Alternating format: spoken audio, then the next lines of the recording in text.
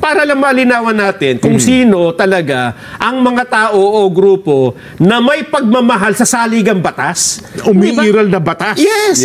Kasi dito, gusto nating palutangin, sino ba talagang mga tao, mga babayan? Sinong grupo sa Pilipinas? Ang saligang batas ang kanilang pinahahalagahan?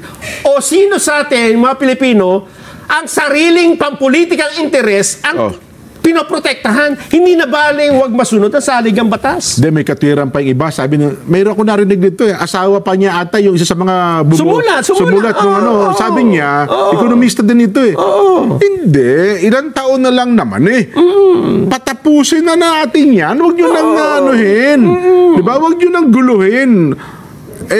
Naisip ko tuloy yung halimbawa natin. Isang sasakyan na flat ang gulong. Diba? Kayo po, marami kayo nakakaintindi. Ano tayo? Running flat ba tayo? Patatakbuhin ba natin yung ating sasakyan na flat ang gulong? Kasi malapit na naman tayo anyang matapos. Meron tayong spare tire pero wag na natin gamitin yung spare tire. I-running flat na natin. Yun ang problema. Kasi ayaw mo dun sa reserba. Yun na nga. Pero ito ang tanong. Gusto ba ng Vice President na maging presidente ngayon, sa panahon ngayon? Sa sobrang dami ng problema? Teka lang, mayroon siyang statement na nabasa ko kanina. Parang siya mismo ayaw din niya. Ako rin, Jen. Eto ba, pakinggan muna natin. Meron ba sa boses? Pakinggan nga na po natin. I-play na natin direct bago tayo mag-break. Just in case mapatalik si BBM VP sa pwesto, are you ready to take over the Malacanang? Yan ang hindi ko muna sasagutin kasi magkakagulo tayo niya. Hindi niya sasagutin kasi magkakagulo. Kasi nga ang daming kung ano-anong pinag-uusapan. At sa mga naunang pahayag ni BP Inday, ayaw din niyang maalis di ba ang Pangulo?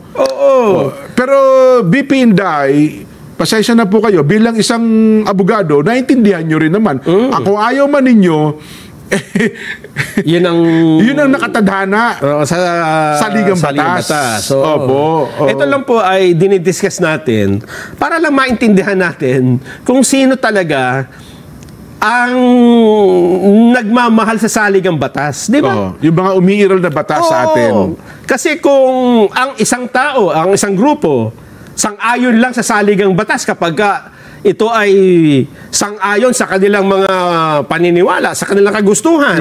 At kapag yung saligang batas na dapat ingatan ay hindi napapabor sa kanila. Hindi napapabor sa kanila. Pagka pinatupad, ay ayaw na nila yun.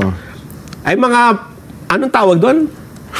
Hypocrite, diba? Tama ba yun? Mga hypocrite mga pakitang tao. Mga pakitang tao. Yan ang mga yan ang mga hindi dapat pagtiwalaan, Jen.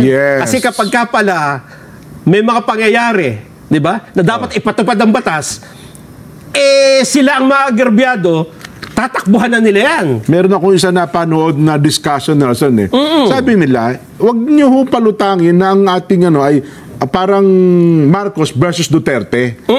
Hindi po ito laban ng Marcos Duterte. Personality. Hindi po ito labanan ng personality. Ito po ay kapakanan ng taong bayan na pinag-uusapan ho dito. Hindi po ito awayan ng dalawang taong pinakamataas na leader ng ating bansa. Kundi ang pinag-uusapan dito yung pag-iral ng batas sa atin.